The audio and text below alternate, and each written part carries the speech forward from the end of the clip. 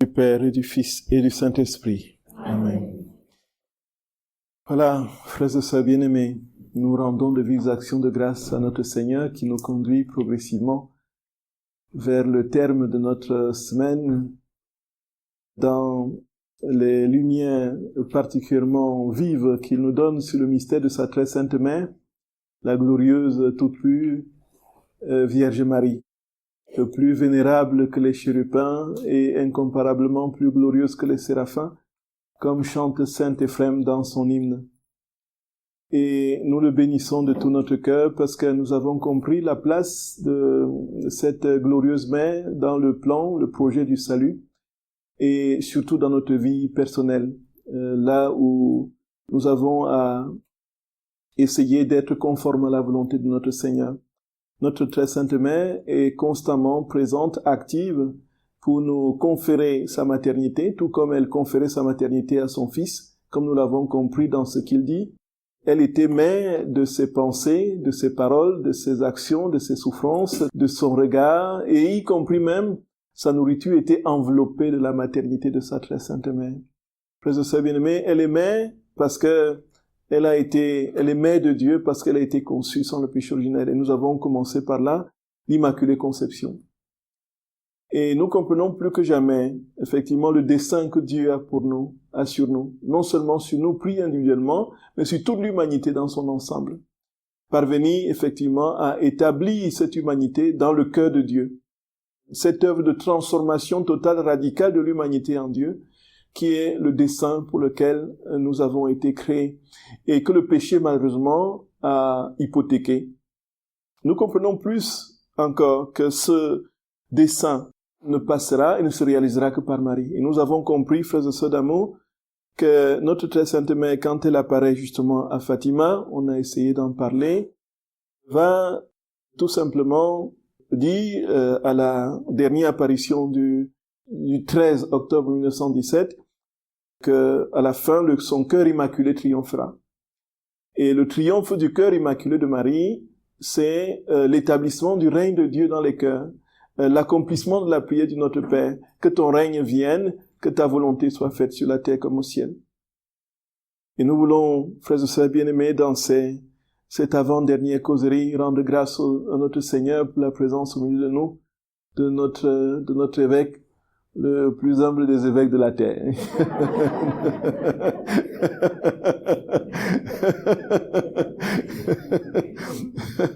Non, sa présence qui peut intimider, mais qui surtout rassure.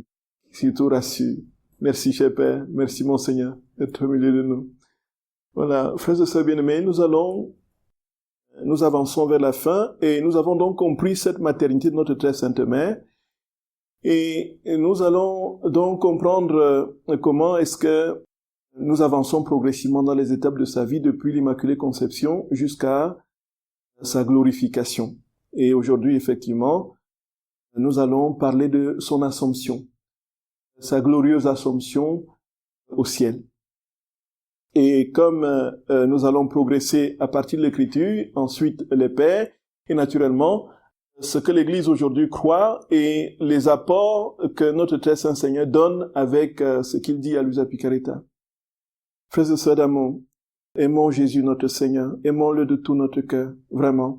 L'amour de notre Seigneur, au fur et à mesure qu'il s'intensifie, nous permet d'entrer non seulement dans le mystère de la Trinité, mais aussi dans le mystère de sa Sainte Mère.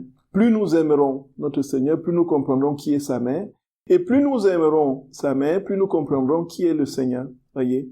Parce que les deux cœurs sont intimement et profondément unis. On ne peut pas les séparer comme nous l'avons compris. Alors, l'Assomption dans l'Écriture, on ne la trouve pas. Il n'y a pas de récit de l'Assomption dans l'Écriture. Donc, ce qui fait dire, naturellement, aux églises issues de la Réforme, les protestants, que ce n'est tout simplement pas envisageable. Déjà que la question de l'Immaculée Conception, la question de la conception virginale est acceptée tout simplement parce que, voilà. Mais après la conception de Jésus et après sa naissance, il n'est pas possible de concevoir pour les protestants que Marie soit restée vierge. Donc on est ici dans l'extrême opposé de ce qu'on peut comprendre. Mais nous avons vu, quand nous parlions de l'Immaculée Conception, le fameux verset 26 de Luc au chapitre 1, donc lorsque l'ange apparaît à Marie et dit « Kaire ke karitomene, ho kurios metasu » réjouis-toi, excessivement comblée, débordante de plénitude. Réjouis-toi, celle qui porte en toi toute la vie de Dieu, dans la plénitude, étant donné que c'est un apax, c'est une seule fois qu'on trouve ce terme dans l'Écriture. C'est-à-dire qu'il n'y a pas de superlatif qui puisse exprimer ce que l'ange veut dire. Alors on utilise un terme qui est au-dessus d'un superlatif qu'on ne trouve pas. Donc pour dire qu'elle est vraiment enveloppée de vie divine, elle est comblée, elle est immensement, elle est noyée dans l'océan de la sagesse du Fils, de la puissance du Père et de l'amour du Saint-Esprit. Donc notre très sainte main est couverte. Le Saint-Esprit te couvrira de son ombre. Alors, être couvert de l'ombre du Saint-Esprit, c'est être rempli de la vie de Dieu. Et ici, frères et sœurs bien-aimés, on a compris que c'était la condition pour que une créature puisse enfanter Dieu. Elle a reçu de ce fait la vertu de la fécondité divine, puisqu'elle pouvait, du fait de son immaculée conception, porter celui qui porte tout, se porter celui qui n'a pas de péché. Donc, il fallait un être sans péché pour porter celui qui n'a pas de péché. Et donc, nous avons compris qu'il y avait effectivement là un sérieux débat qui a eu lieu dans l'Église avec différentes tendances, différents courants opposés. Nous avons parlé du courant des Dominicains qui, lui, parlait justement d'une conception à partir de saint Thomas d'Aquin, de Marie qui est véritablement née avec le péché. Et ensuite, elle a été purifiée. Voyez, pour être capable de porter le Verbe divin.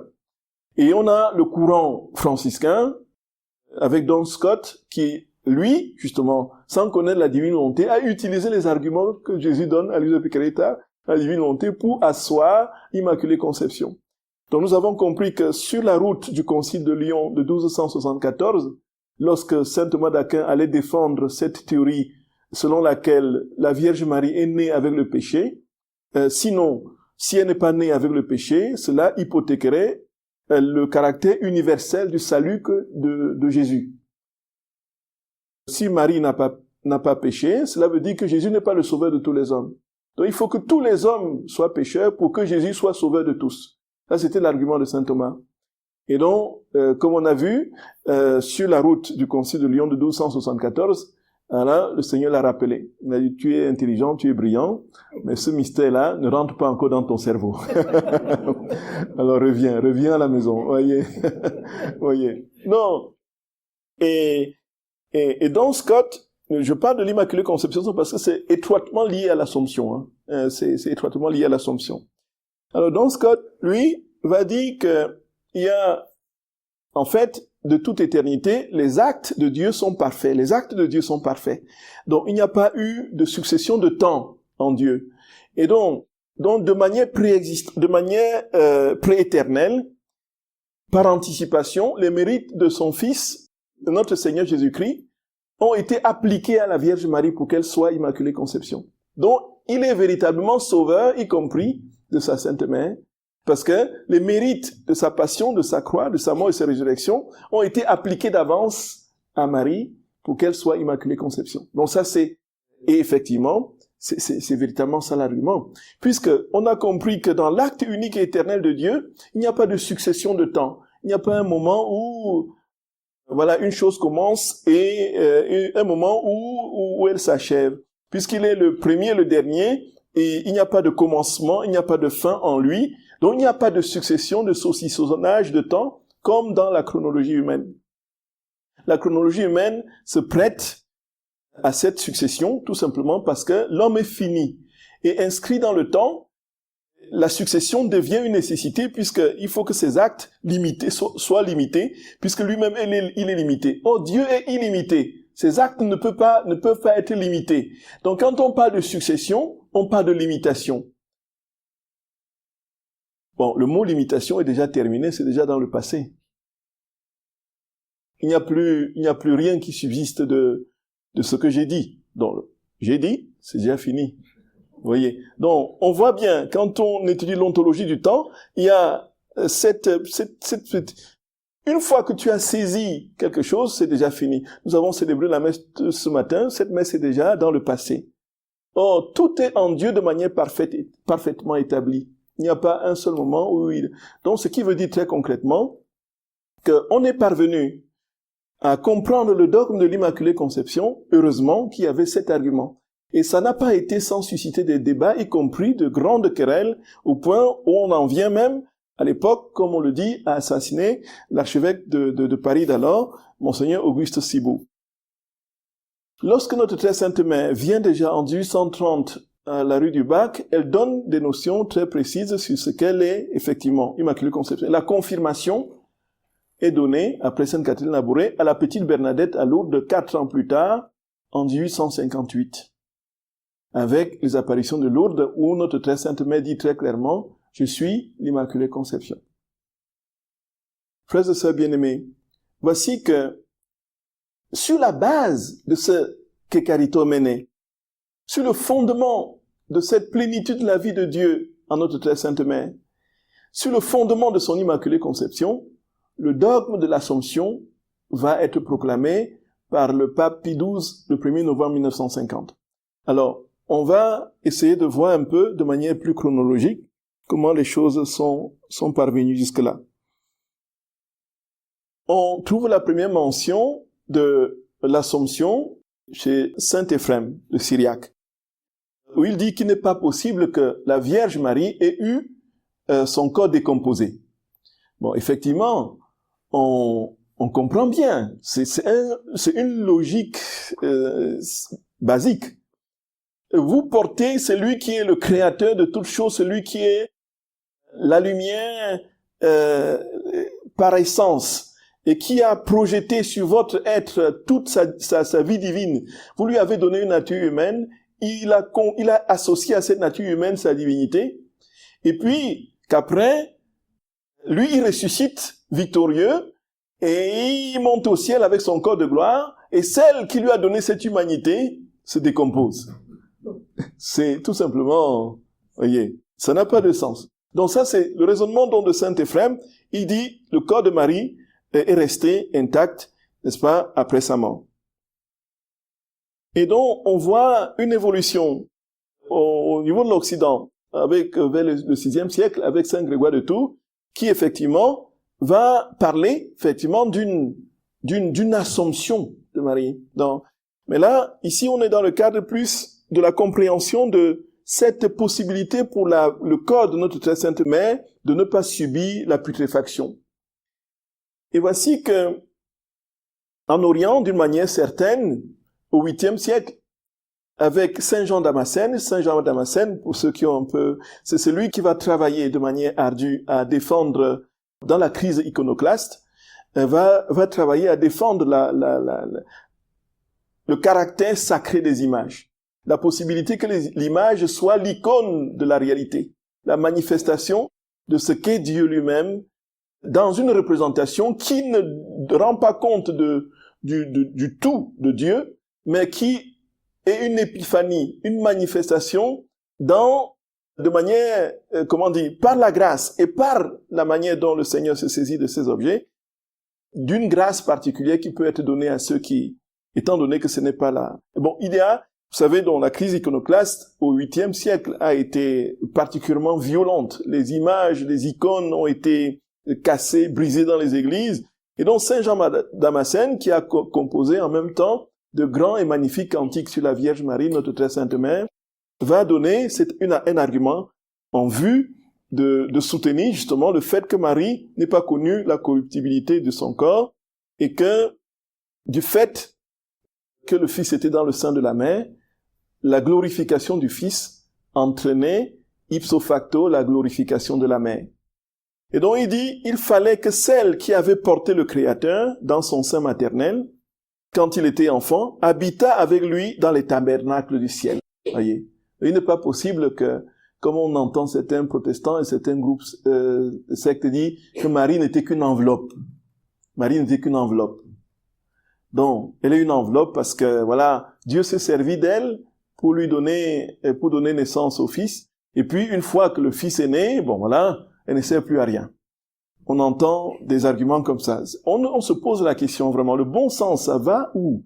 Où est le bon sens, le simple bon sens, le simple bon sens? Ces personnes-là, qui vouent une haine quasi démoniaque à la Vierge Marie, au point de casser ses statues et des choses comme ça, eux, ils ne peuvent pas, ils ne font pas du mal à leur maman, voyez. Ils aiment bien leur maman. Et ils s'imaginent que le fils, lui, le fils de Dieu lui qui dit, honore ton père et ta mère, va détester sa mère, au point de la traiter comme une moins que rien, ainsi de suite. Et puis, naturellement, avec des arguments fallacieux, tirés par les cheveux de l'Écriture, dans les versets, où Jésus dit, donc, femme, que me veux-tu? Mon père et ma mère, ce sont ceux qui font ma volonté, ainsi de suite.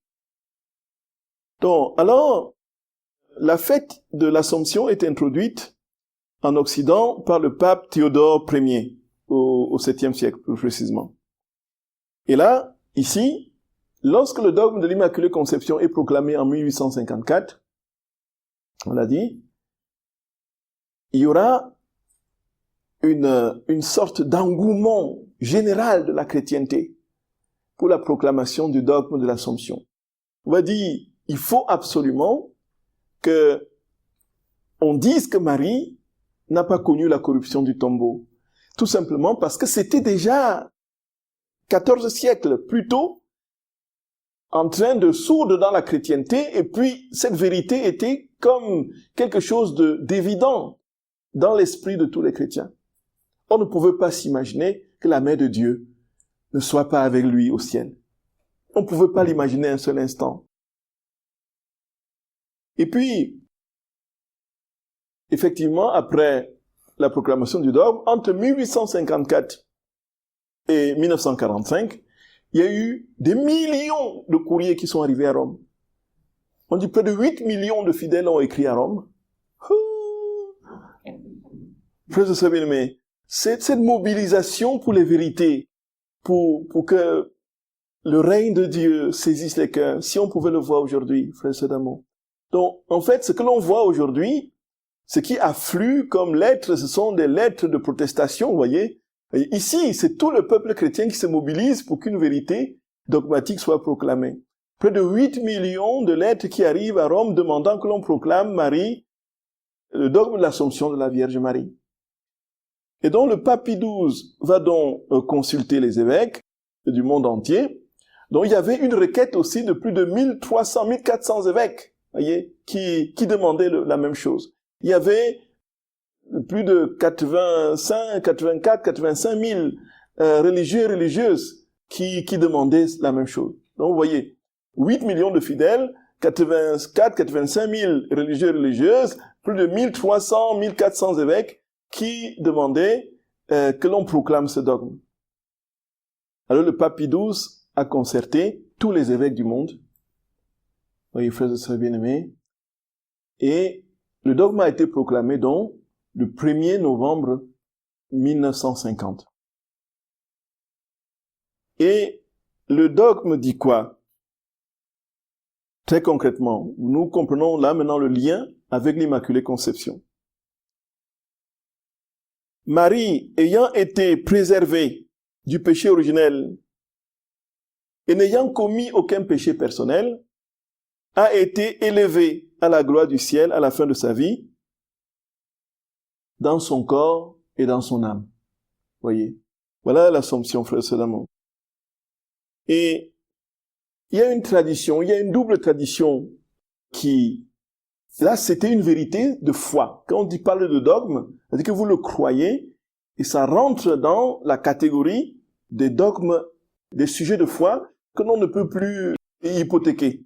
C'est indéboulonnable désormais. Tout comme on croit que Jésus a pris chair, il s'est incarné, tout comme on croit qu'il est mort et ressuscité, on doit croire que Marie a été élevée en son corps et en son âme au ciel.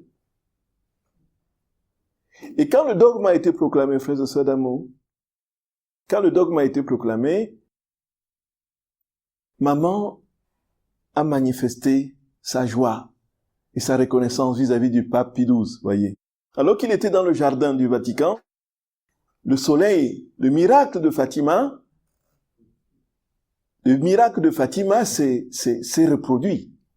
Le soleil qui est descendu, qui tournoyait, qui changeait de couleur, et remontait, redescendait, vous voyez, exactement. Et même chose, quelques mois après, quand il est allé en vacances dans son palais, dans sa résidence secondaire de Castel Gandolfo, le même miracle se produit.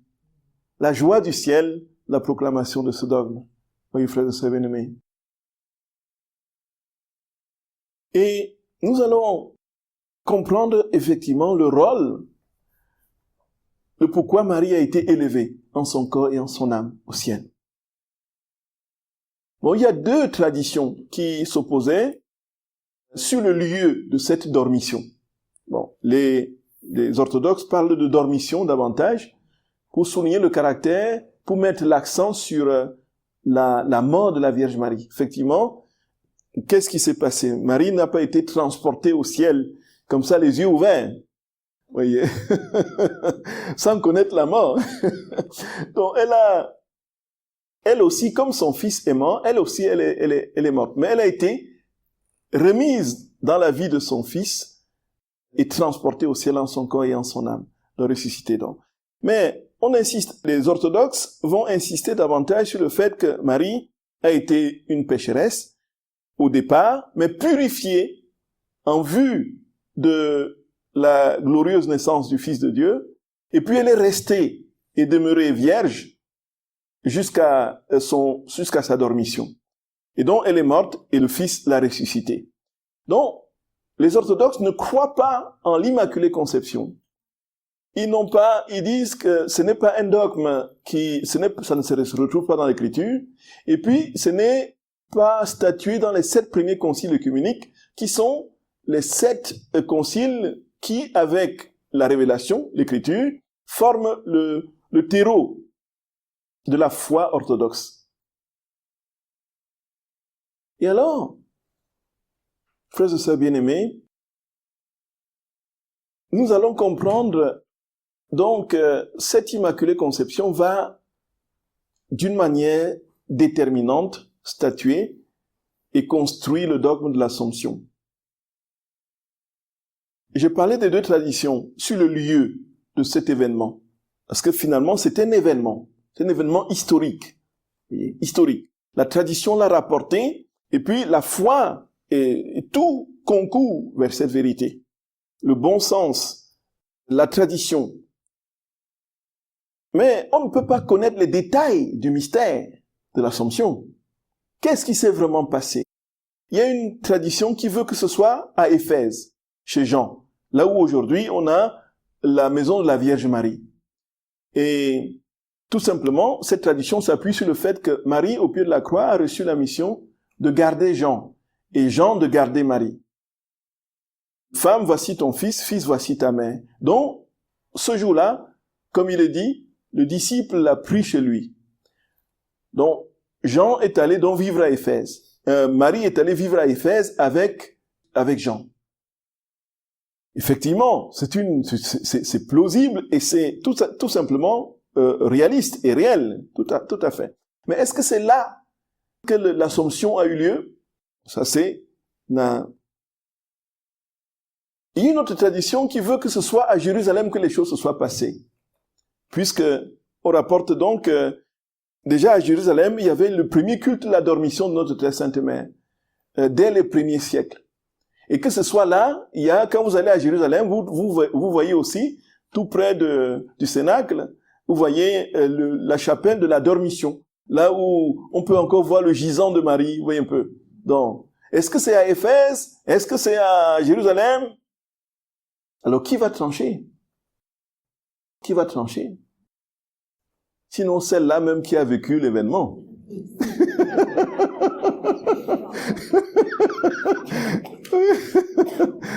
Oui, frères et sœurs bien-aimés. Et donc, c'est maman seule qui peut trancher. C'est maman qui peut trancher. Et elle va raconter comment ça s'est passé. Dans les détails. Et donc, dans le livre La Vierge Marie dans le royaume de la divine volonté, qui a reçu l'imprimatur dès 1925 et qui sont un ensemble où notre très sainte mère vient à Luisa Picaretta lui apprendre comment vivre au quotidien, dans les moindres petits détails, les moindres petits actes, vivre dans la divine volonté, ne pas faire sa volonté, mourir continuellement à sa volonté, en lui donnant son propre exemple, depuis qu'elle est née jusqu'au moment où elle monte au ciel. Et donc, à chaque étape, dans son mariage avec Joseph, la vie à Nazareth, comment cette vie se déroulait, le moment où son fils est allé à quitter Nazareth pour aller pour sa mission publique, tous les miracles qu'il a accomplis, comment il s'est comporté, la croix, la passion, ainsi de suite, jusqu'à la glorification. Et elle raconte donc, dans les détails, comment les choses se sont passées. Et c'est ici, frères et sœurs d'amour, que nous comprenons davantage le lien, encore plus, le lien, l'intimité qui unissait notre très sainte mère à son fils. Voyez. C'est inouï, frères et sœurs d'amour, c'est inouï. C'est inouï. Et donc, c'est au 31e jour, la reine du ciel dans le royaume de la divine volonté. Très cher enfant, ta mère est aujourd'hui en fête, car je veux te parler de mon départ pour le ciel, ce jour où j'ai fini d'accomplir la divine volonté sur la terre. Il n'y avait pas en moi un souffle, un battement de cœur, une seule action où le divin fiat ne participait pas entièrement. Et j'en étais si embelli, enrichi et sanctifié que les anges eux-mêmes en étaient émerveillés. Sache qu'avant de partir pour la patrie céleste, je suis retourné à Jérusalem avec mon bien-aimé Jean. Voilà, c'est très clair. Donc, elle est retournée à Jérusalem. Ça veut dire qu'elle était à Éphèse, effectivement. Voyez. Et donc, avant de monter au ciel, avant sa glorification, elle est retournée à Jérusalem avec son bien-aimé Jean. C'était la dernière fois que je marchais sur la terre dans ma chair mortelle, et toutes les créatures, comme si elles en avaient eu l'intuition, se prosternaient autour de moi, depuis les poissons de mer que je traversais jusqu'au plus petit oiseau. Tous voulaient être bénis par leur reine. On va dire, mais comment est-ce que tout ça c'est possible? Tout ça c'est possible. On parle de Saint Antoine de Padoue, voyez un peu. Ce ne sont pas des légendes. Ce ne sont pas des légendes. Mais quand nous sommes en communion avec le Seigneur, quand il a totalement saisi nos facultés, il y a la nature est harmonisée. Toute la nature rentre en communion avec le Créateur qui nous habite, celui qui nous habite, voyez. C'est quelque chose de très récurrent. Et tout comme on a parlé de ces personnes qui parce qu'elles sont imprégnées de la vie du Seigneur, parce qu'elles aiment le Seigneur, parce que le Seigneur est leur tout, parce qu'elles ne vivent que pour lui, quand elles apparaissent, il y a une sorte de, voyez, de halo de paix qui se dégage d'elles, voyez, qui rassure, quelque chose de sécurisant, quelque chose d'apaisant. Saint François d'Assise, qu'est-ce qu'on dira? C'est pas des légendes que les oiseaux viennent, voyez, ou bien qu'il apaise le loup de Gubbio, voyez. Déjà que maintenant, même sans être un grand saint, on voit les enfants qui s'amusent avec les animaux sauvages. Voyez. Donc, ça veut dire très concrètement, effectivement, que toutes ces vérités, ce ne sont pas des fables. Je les bénis tous. Notre très sainte mère dit, je les bénis tous en leur donnant mon dernier adieu. Arrivé à Jérusalem, je me suis retiré dans l'appartement où Jean m'avait amené pour ne plus en sortir. Ma bienheureuse enfant, tu dois savoir que j'ai commencé à vivre un martyre d'amour et à me sentir consumé d'un ardent désir de rejoindre mon fils au ciel, au point d'en être malade, de délirer et de défaillir d'amour. Gloria! Notre très sainte mère dit quoi, frères et sœurs bien-aimés? Notre très sainte mère dit que la séparation physique d'avec son fils la faisait languir. Elle était dans une véritable fournaise d'amour, de douleur, générée par son amour pour son fils. L'impatience de pouvoir finalement, enfin, retrouver son fils. C'était quelque chose de... Elle languissait. On ne peut pas imaginer. On parle de Saint Jean-Eudes qui aimait tellement le Seigneur que son cœur s'est grossi à soulever une côte, vous voyez. De Saint Jean-Eudes. comment? C'est ça Philippe Néri? C'est Philippe Néri, ah oui, d'accord. Donc son cœur avait tellement grossi d'amour pour le Seigneur que ça a soulevé la côte, vous voyez, c'est ça? Donc, ici, notre très sainte mère décrit une situation où elle n'en peut plus. Elle dit, je n'avais jamais été malade ni éprouvé la moindre indisposition parce que ma nature, conçue sans péché et vivant dans la divine volonté, n'avait pas la semence des maux naturels. Donc, effectivement, Marie n'a jamais été malade parce qu'elle était conçue sans péché. Les souffrances qui me poursuivaient, toutes d'un ordre surnaturel, étaient des triomphes célestes et des honneurs pour ta mère. Elles ont donné l'occasion à ma maternité de conquérir de nombreux enfants plutôt que d'être stérile.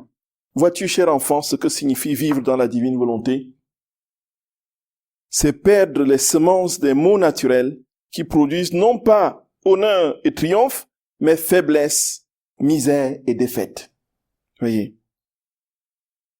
C'est pourquoi, très cher enfant, écoute les dernières paroles de ta mère sur le point de partir au ciel. Je ne partirai heureuse que si je laisse mon enfant en sûreté. Avant de partir, je veux te donner mon testament, te laisser en dot cette même divine volonté que je possède, que possède ta mère et qui m'a valu tant de grâce, au point de faire de moi la mère du Verbe, la dame et reine du cœur de Jésus, et la mère et reine de toutes les créatures. Mon enfant, nous sommes au dernier jour du mois qui m'est consacré. Je t'ai parlé avec amour de ce que la divine volonté a opéré en moi, du grand bien qu'elle sait accomplir et de ce que signifie se laisser dominer par elle. J'ai également parlé de graves mots de la volonté humaine. Mais crois-tu que ce soit uniquement pour te raconter une histoire? Non, non. Ta mère, lorsqu'elle parle, veut te donner. Dans l'expression de mon amour, en chaque parole que je t'ai dite, j'ai attaché ton âme au divin fiat et préparé pour toi la dot avec laquelle tu pourras vivre riche, heureuse et douée de force divine. C'est tout simplement vivre dans sa divine volonté. Le laisser vivre en nous, tout simplement. Voilà. Ce n'est plus moi qui vis, c'est le Christ qui vit en moi. Ce n'est plus moi qui vis, c'est le Christ qui vit en moi. Jésus, viens en moi. Viens. Mangeons ensemble. Pardonnez-moi, je commence toujours par le repas. Jésus, viens, travaillons ensemble. Jésus, viens, conduisons ensemble. Jésus, viens, regardons nos mails ensemble. Jésus, viens, promenons-nous ensemble. Promenons-nous. Jésus, viens. Voilà. Que tout soit fait avec lui et en lui. Alors, progressivement, il prend forme en nous. Lorsqu'on l'invite, il prend forme en nous. Et au fur et à mesure qu'il prend forme en nous, il nous transforme en lui. Nous devenons d'autres lui progressivement. Et à un moment donné, effectivement, quand sa vie sera totalement, parfaitement formée en nous, nous serons d'autres lui, serons d'autres Jésus. Comme dit Saint Pierre dans son épître, participant à sa nature divine. Et les actes que nous poserons, ce seront ces actes. Et les actes qu'il pose sont des actes divins, éternels, parfaits. Des actes qui ne meurent plus, qui produisent ce qu'il est lui-même. Voyez, frères et sœurs bien-aimés, vous voyez ça? Notre très sainte mère dit que ce que je te raconte, ce n'est juste pas pour te contenter, mais c'est pour te donner ce que j'ai, te donner ce que je suis, te donner ce que mon fils est. Puisque notre très sainte mère a cette mission de former son fils dans les âmes, de l'élever dans les âmes, de le faire grandir dans les âmes. Il dit, je t'ai dit cela pour te donner la dot qui te permettra d'être riche, heureuse et douée de force divine. Alors que je suis sur le point de partir, accepte mon testament. Que ton âme soit le papier sur lequel j'écris avec la plume d'or de la divine volonté et l'encre de l'amour ardent qui me consume, l'affirmation de la dot que je te laisse. Voyez, que notre âme soit l'encre sur lequel le divin écrivain, voyez, grave ses prérogatives. Il n'y a pas d'autre but pour lequel nous vivons, frères et sœurs d'amour. Si nous voulons vivre pour engranger quelques richesses, elles périssent et pourrissent, parfois même avec nous. Et nous souvenons-nous de Monsieur l'Évangile, voyez. Maintenant, il construit des greniers, il amasse. Maintenant, repose-toi, mange, bois. Aujourd'hui même, ton âme te sera réclamée. Bienheureuse enfant, assure-moi que tu ne feras plus jamais ta propre volonté. Mets ta main sur mon cœur maternel et jure-moi que tu enfermeras ta volonté dans mon cœur pour ne plus jamais la sentir, ni avoir l'occasion de la faire, et je l'amènerai au ciel comme triomphe des victoires de mon enfant. Gloria! Frères et sœurs bien-aimés, on comprend ici que notre très saint Seigneur, quand il nous dit de vivre dans sa divine volonté, il veut que nous entrions dans sa nature divine, que nous participions à tous ses biens divins, à ses prérogatives, et que notre volonté, comme instance de notre personne, avec la mémoire et l'intelligence, ne disparaît pas. Notre volonté, propre au sens où on l'entend, n'est pas à comprendre comme étant notre volonté en tant qu'instance de notre personne. C'est notre volonté comme étant en opposition à la volonté de Dieu. C'est ça, la volonté propre, qu'il faut mettre de côté. Donc nous avons une volonté qui ne disparaît pas, on a eu l'occasion de le dire de manière répétée. Au ciel, nous serons toujours comme nous sommes, nous nous reconnaîtrons, parce que nous sommes des êtres personnels, et depuis que le Seigneur nous a créés, nous sommes devenus éternels, du fait de l'immortalité de notre âme. Et quand nous serons donc avec lui, frères et sœurs d'amour, unis à lui, intimement unis à lui, nous ne disparaîtrons pas. Il sera Dieu, nous serons des créatures. Mais la différence, c'est que nous serons des créatures divinisées. Là où il est Dieu dans sa nature, nous serons des petits dieux, comme dit l'Épître aux Hébreux, par participation à sa nature. Et nous aurons donc cette grâce de communion qui fait que dans toute sa personne, dans toute sa vie, notre vie va couler. Et dans toute notre vie, sa vie coulera. L'infusion. On a parlé de l'infusion du thé et de l'eau. Donc, notre Seigneur dit que ta volonté n'ait aucune action qui soit contraire à la mienne. Que ta volonté ne se soustrait jamais de la mienne. Que ta volonté soit continuellement dans la mienne. Et alors, comment est-ce que cette opération est possible, étant donné, comme dit saint Paul dans l'Épître aux Romains, au chapitre 7, le bien que je veux faire, je ne le fais pas, le mal que je ne veux pas faire, je le fais. Donc, qui me délivrera donc de ce corps qui me vaut à la mort, dit saint Paul. C'est tout simplement, frères et sœurs d'amour, qu'ici maintenant, et c'est ça justement, la grâce que nous comprenons dans ces vérités, c'est que le Seigneur veut maintenant venir te donner sa vie divine en cadeau. Sa vie divine en cadeau, tu l'as. La vie dans la divine volonté, c'est un cadeau de Dieu, c'est un don de Dieu. Tu ne peux pas par toi-même être saint. Il dit, soyez saints comme votre Père Céleste est saint. Mais comment est-ce qu'on peut être saint comme son Père Céleste est saint? Même si on multiplie les efforts, quel que soit le type d'effort que l'on met en place, les mortifications rudes des saints, même si on les multiplie, on arrive à quoi, frères et sœurs d'amour? On arrive à quoi? Les saints stylites qui allaient vivre sur un poteau comme ça, qui allaient sur un petit espace, sur des poteaux comme ça, élevés, ils passaient toute leur vie. Et là, ou encore les grands saints qui se mortifiaient, qui se flagellaient au point d'être une des plaies vivantes, voyez. Ils étaient forts dans un domaine, il y avait une vertu dans laquelle ils excellaient, mais une autre dans laquelle ils étaient maigrichons, faiblards, misérabilissimes et pauvres. Voyez, frères et sœurs d'amour, par nous-mêmes, nous ne pouvons pas être saints comme Dieu est saint, pourtant il nous le demande. Peut-il nous demander quelque chose d'impossible? Pourquoi, si c'était impossible, nous le demanderait-il? Alors, si c'est possible, quelle est la modalité de la réalisation de cette sainteté?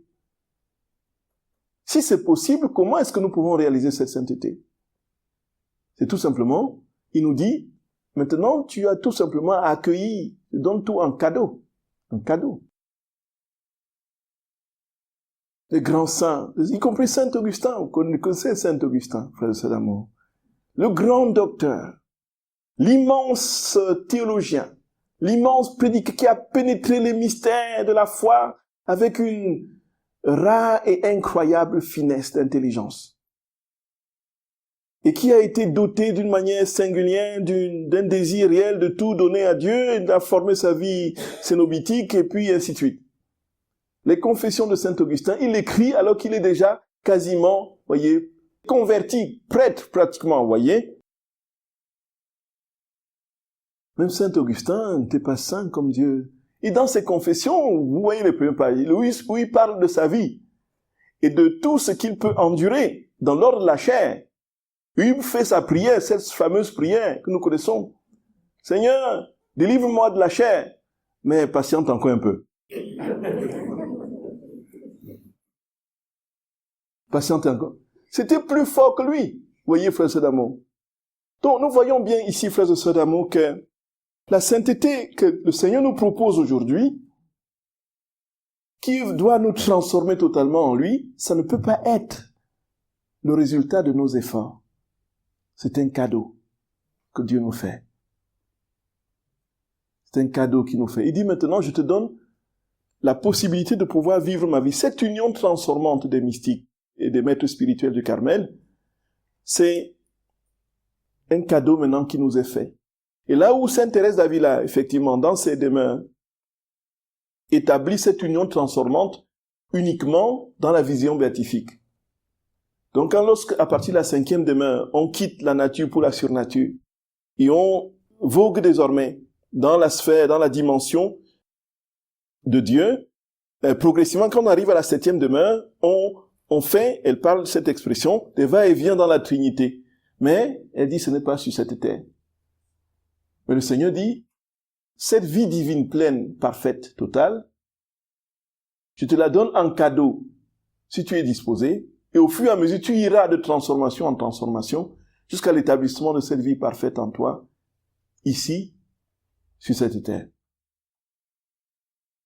Et c'est l'accomplissement de la prière du Notre Père, que ton règne vienne, que ta volonté soit faite sur la terre comme au ciel. C'est un règne intérieur, dans les cœurs. Un règne temporel extérieur. Alors continuons avec l'Assomption. Mets ta main sur mon cœur maternel et jure-moi que tu enfermeras ta volonté dans mon cœur pour ne plus jamais la sentir ni avoir l'occasion de la faire, et je l'amènerai au ciel comme triomphe des victoires de mon enfant. Ma chère enfant, écoute les dernières paroles de ta mère mourante d'un pur amour. Reçois ma dernière bénédiction comme sceau de la vie, de la divine volonté que je laisse en toi et qui formera ton ciel, ton soleil, ta mer d'amour et de grâce.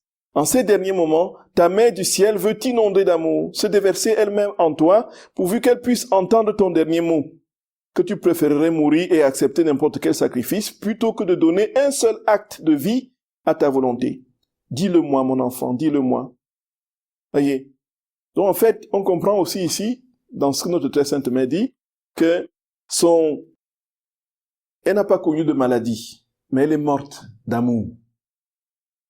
Son fils. C'est l'amour qui l'a arraché de son corps. Voyez un peu ça. Voyez, qui l'a fait mourir. Le Christ, notre Seigneur, lui a redonné la vie pour la transporter totalement au ciel.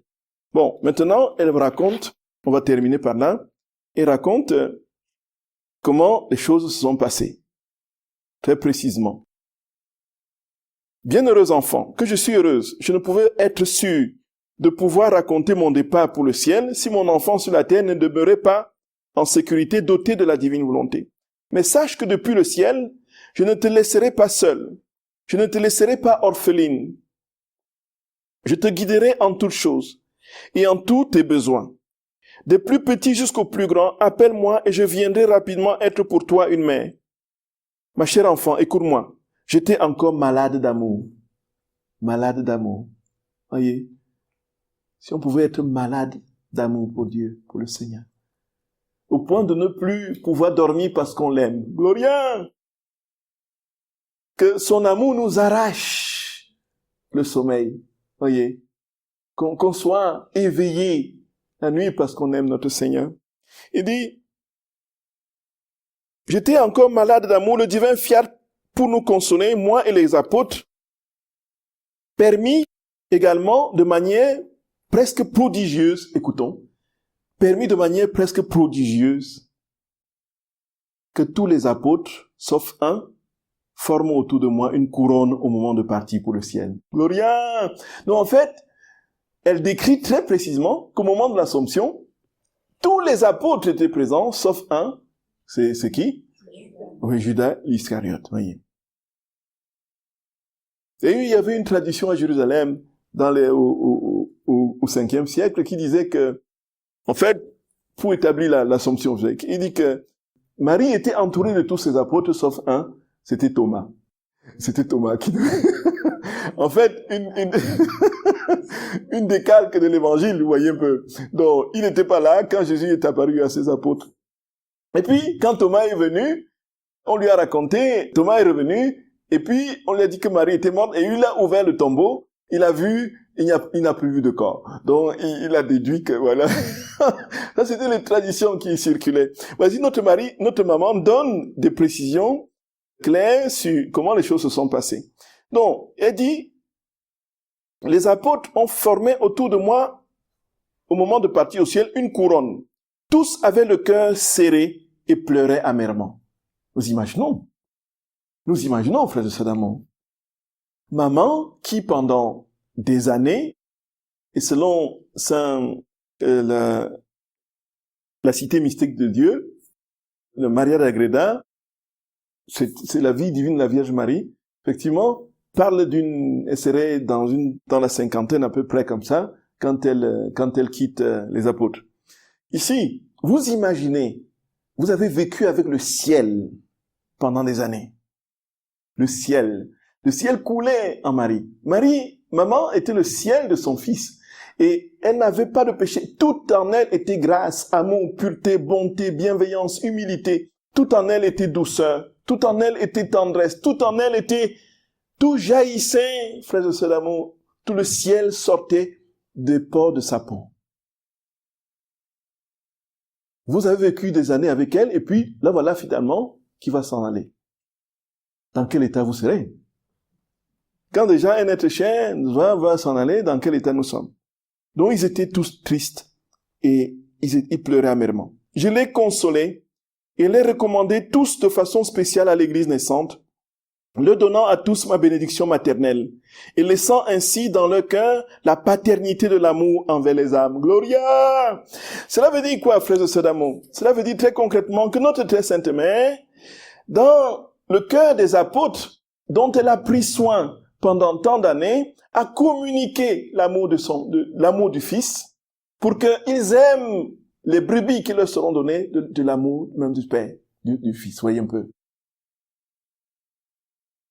Notre mère les a formés pour prendre soin de l'église naissante. Donc, elle donne sa bénédiction maternelle. Mon cher fils ne faisait qu'aller et venir au ciel. Voyez, il ne pouvait plus rester sans sa mère. Il faisait les 100 pas. Il regardait sa montre. À quel moment est-ce qu'elle va... qu'elle attendrait, voyez. C'est fou! C'est fou, frères et sœurs bien-aimés. Donc que notre Seigneur nous donne de mourir dans ses bras, frères et sœurs d'amour. Mourir dans ses bras. Donc je connaissais un prêtre comme ça de chez nous, qui était c'était l'abbé Étienne. Il était mort assez prématurément, jeune prêtre, il s'était donné. C'était un saint vivant, quoi, voyez. Il avait été atteint d'une maladie assez incurable comme ça, et les gens ont appris qu'il était en train de mourir. Ces chrétiens se sont réunis autour de lui. Alors il donnait des conseils. Il donnait des conseils aux uns et aux autres. Il regardait, il donne des conseils. Et puis, il s'interrompt, il regarde au ciel. Oui, j'arrive. Je vous assure, frères et sœurs, c'est une histoire vraie. C'est vrai. Je vous assure. Et puis, il donne des conseils, il parle, il donne des conseils, oui, j'arrive. Oui, j'arrive. Et quand il avait fini, il a fermé définitivement les yeux. Le Seigneur s'impatiente. Il dit, quand il voit une âme est remplie de lui, il s'impatiente. Quand est-ce qu'il va arriver? Donc, maman, pendant qu'il donnait des conseils aux apôtres, le fils faisait des 100 pas. Il ne pouvait plus tenir. Il ne pouvait plus rester sans sa main. J'ai rendu mon dernier soupir de pur amour dans l'infinitude de la divine volonté. Mon fils me reçut entre ses bras et me conduisit au ciel, parmi les chœurs des anges qui chantaient des hymnes de louange à leur reine. Gloria! Nous imaginons le chant des anges, frères et sœurs bien-aimés. Je peux dire que le ciel s'est vidé pour venir à ma rencontre. Tous se réjouissaient de ma présence et disaient en chœur, dans un ravissement d'admiration, quelle est celle-ci qui s'en vient de l'exil soutenue par son Seigneur, toute belle, toute sainte, avec le sceptre de reine. Sa grandeur est telle que les cieux s'inclinent pour la recevoir. Aucune autre créature n'est entrée dans les régions célestes aussi parée et aussi spéciale, aussi puissante et avec suprématie sur tout. Voyez, pour la première fois au ciel, une créature rentrait sans avoir péché, sans avoir une seule once de péché. Elle qui avait promis qu'elle ne ferait jamais sa volonté propre et qu'elle serait toujours dans cette vie de Dieu, la voilà qui était transportée dans les cantiques des anges et qui était amenée devant le trône de gloire de son Créateur.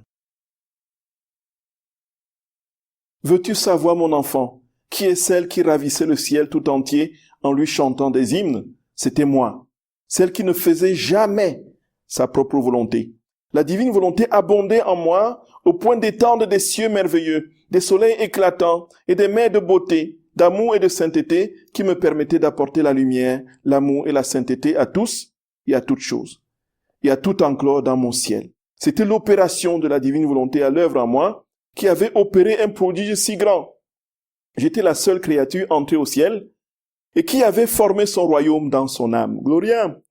Toute la cour céleste, en me voyant, s'émerveillait de voir en moi le ciel. Me regardant à nouveau, ils voyaient en moi le ciel et incapables de détacher leur regard, regardaient plus profondément. Ils voyaient la mer et trouvaient même en moi la terre très pure de mon humanité dans sa plus belle efflorescence. Ravis, ils s'exclamaient, comme elle est belle. Tout est concentré en elle. Il ne lui manque rien. De toutes les œuvres de son Créateur, elle est la seule œuvre complète de toute la création. Voyez, frères et sœurs bien-aimés, quand on vit en Dieu, quand notre très sainte mère, elle est, on pourrait dire, voici, comme certains le disent, mais elle est favorisée, elle est immaculée. Moi, je suis né dans le péché. Bon, qu'est-ce qui fait que je peux, la prendre comme exemple? Frères et sœurs d'amour, elle avait, Adam aussi, le premier à être créé, lui aussi était libre, était immaculé, il vivait aussi dans la plénitude de la vie de Dieu. Mais elle avait un libre arbitre. Elle pouvait dire non à Dieu. Et déjà, les pères de l'Église, justement, quand ils commentent Saint Jean Chrysostome, quand ils commentent le moment où l'ange vient annoncer à Marie qu'elle sera la mère du Sauveur et tout, Saint Jean Chrysostome imagine toute la création, toutes les créatures, tous les éléments qui sont suspendus aux lèvres de Marie. Qu'est-ce qu'elle va dire? C'est toute l'humanité qui est le ciel et la terre, tout est suspendu aux lèvres de Marie. En ce moment, imaginons si elle disait non serviam. Elle dit, qu'elle dit fiat? Voilà, le fiat mi secundum verbum tum. Et en ce moment, frères et sœurs bien-aimés, la renaissance de la création et des créatures. on peut enfin avoir un Rédempteur. Voyez ça? Voyez ça, frères et sœurs bien-aimés? Il dit, elle est l'œuvre la plus complète de la création, tout simplement parce qu'elle n'a jamais dit non à son Créateur. Elle pouvait dire non. Et donc, nous aussi, frères et sœurs d'amour, nous pouvons dire non, mais aujourd'hui, aucun de nous ne peut plus dire non. Vous êtes d'accord, non? Et je peux parier que nous allons tous nous retrouver au ciel. Sans être Madame Soleil, je vous l'assure.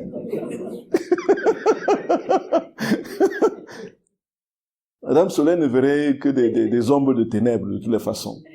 Mais je peux garantir qu'aucun de nous aujourd'hui ne peut dire non à Dieu.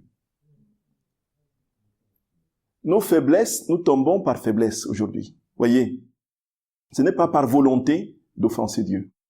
On est d'accord? On est d'accord, frères et sœurs?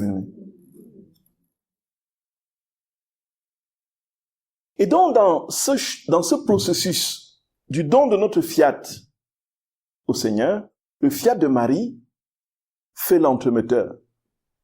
Le fiat de Marie va et vient entre Dieu et nous pour porter le nôtre et le poser en Dieu. Donc, c'est pourquoi notre très sainte mère doit être adoptée. Comme dit Saint Louis-Marie de Grignon de Montfort, frère et sœur bien-aimés. Elle doit être notre reine, notre mère. Et puis, naturellement, comme on dit, il va très loin encore, il va plus loin encore. Mais sauf qu'ici, le mot esclavage ne rend pas la vérité de l'amour dans le sens premier du terme. Le mot esclavage dit autre chose. Mais quand il parle, lui, Marie de Montfort, de l'esclavage de Marie, il ne s'agit pas d'être le marchepied de Marie. Voyez un peu, on comprend bien. On dit qu'on ne peut plus faire autrement que d'être la propriété de Marie. La propriété de Marie. Le bien de Marie. Et je termine. Ma bienheureuse enfant, sache que ce fut au ciel la première fête en l'honneur de la divine volonté qui avait opéré tant de prodiges dans sa créature. C'est pourquoi, à mon entrée au ciel, toute la cour céleste a célébré ce que le divin fiat avait créé de beauté et de grandeur dans sa créature. Depuis ce temps jusqu'à présent, cette célébration n'a pas été répétée, et c'est pourquoi ta mère désire tant que la divine volonté règne d'une manière absolue dans les âmes pour lui permettre de répéter ses grands prodiges et ses fêtes merveilleuses. Donc notre très saint Seigneur attend que nous aussi, nous donnions notre fiat de manière continuelle, que Jésus prenne toujours plus place en nous, qu'il forme sa vie en nous, et que, voilà, nous soyons, nous aussi, des véritables réverbérations de l'amour de notre Créateur. Qu'il soit capable de se mirer en nous et que nous, un jour, nous puissions nous voir dans son visage. Quand Jésus vient, il nous regarde, ce qu'il voit, c'est lui-même. Ah, c'est lui-même. Voyez? Lui-même. Il y a certains qui font des pratiques occultes, et quand ils vont se regarder dans le miroir, ils voient le démon. Un peu. C'est-à-dire que les démons les habitent tellement qu'ils transparaissent dans le miroir. Voyez? Donc, ici, la réverbération, frères et sœurs d'amour. Jésus veut voir en nous de petits Jésus. De petits Jésus. Jésus veut voir en nous de petits Jésus.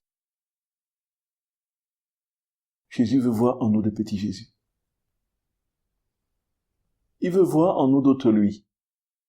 Et c'est pourquoi il veut vraiment que nous fassions, que nous vivions le regard fixé sur lui. Et comment est-ce qu'il peut former sa vie en nous? Frères et sœurs d'amour, en l'aimant. Aimons Jésus de tout notre cœur. Aimons-le. Aimons-le.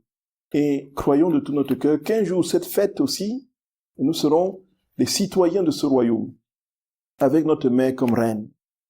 Et une fois reine, et nous citoyens, il n'y aura pas de différence entre le roi, la reine et les sujets. Parce que les sujets partagent la même volonté que le roi, que la reine. En quelque sorte, Je ne veux plus t'appeler serviteur, mais ami, parce que le serviteur ignore ce que fait son maître. Je ne te demande plus de faire la volonté de Dieu, mais de vivre dans ma divine volonté, pour que ma vie soit la tienne, pour que mes biens soient tes biens, pour que tu sois moi et que je sois toi, moi le Créateur, toi la créature, mais que nous partagions la même félicité. Et ainsi, frères et sœurs d'amour, tout sera couronné. Le ciel couronnera la terre, ses prérogatives, et la terre donnera au ciel son désir ardent, brûlant, de se transformer en lui. Voyez, frères et sœurs bien-aimés, aimons Jésus, aimons notre très sainte mère de tout notre cœur. Je vous salue Marie, pleine de grâce. Le Seigneur est avec vous. Vous êtes bénie entre toutes les femmes. Et Jésus, le fruit de vos entrailles, est béni. Sainte Marie, Mère de Dieu, priez pour nous pauvres pécheurs, maintenant et à l'heure de notre mort. Amen. Au nom du Père et du Fils et du Saint-Esprit. Amen.